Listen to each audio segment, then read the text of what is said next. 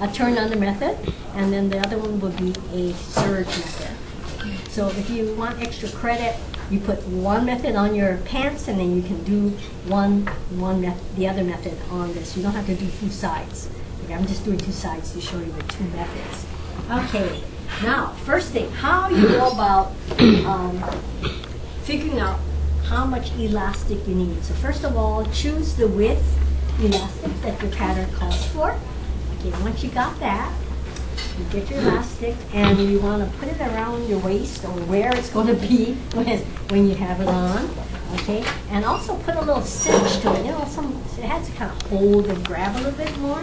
You don't want to just lay it soft like you're taking a waist measurement or something like that. You need it, you know, when you wear something, it needs to be holding you. Okay, so put it where you want it to be, and then the next thing you want to do is to see if it goes over your hips. Okay, because how are you going to the bathroom? Or how you put it on, you know? Okay, make sure that this piece that fits comfortably where it should be can go over your hips too. Okay, once you know that, you pick up where it meets, and you add 1 inch more for overlap. And you cut it, okay? And then we're going to make a casing with that. Okay, for my serge, edged and serged the edge first. I want to go ahead and sew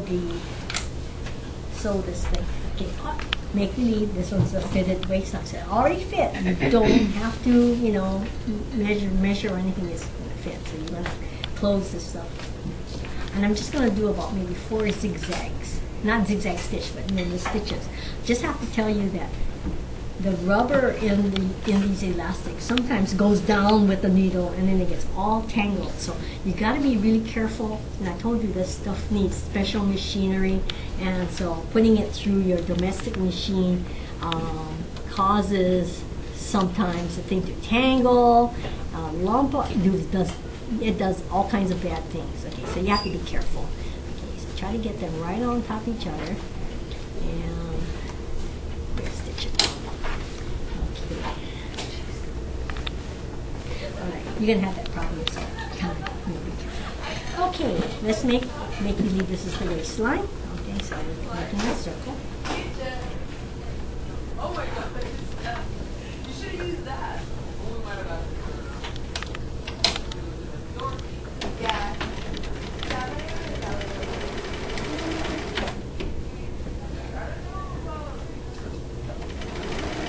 You can make this piece lengthwise or crosswise, doesn't matter.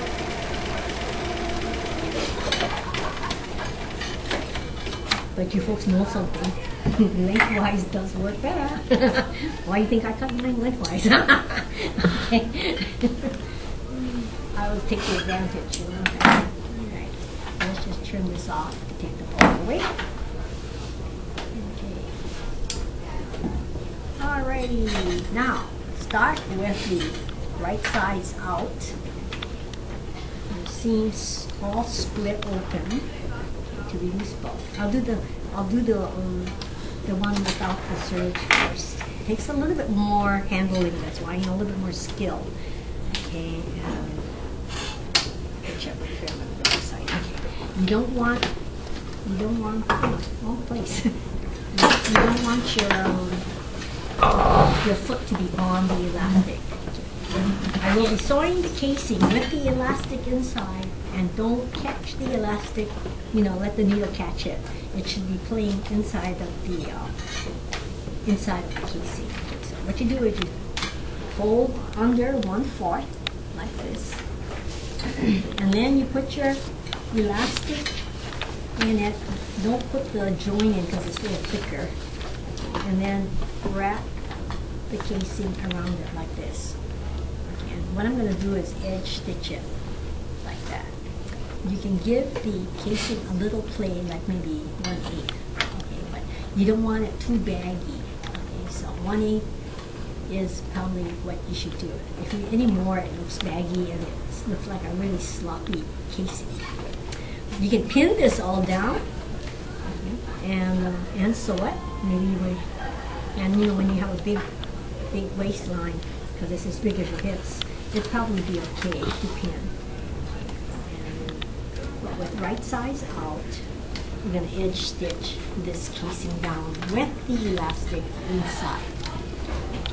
And when I run out of elastic, because the elastic's only 12 inches, and you know the waist is bigger, then you just pull through more elastic. That's what I'm looking for that underthread before I get started. Okay. And you're not sewing the elastic. Another thing too is if you don't stretch the elastic, because the elastic gets narrower, and if you're gonna be sewing a fitted casing on a narrower elastic, then when it recovers, it's gonna curl up in the casing. So you make sure it's not being stretched.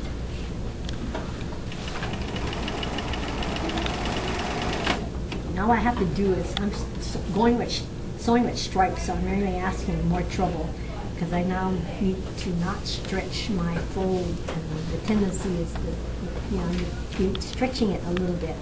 So I ease it back in. Else it's going to start to flag out of elastic, then you need to ready to bring out some more elastic.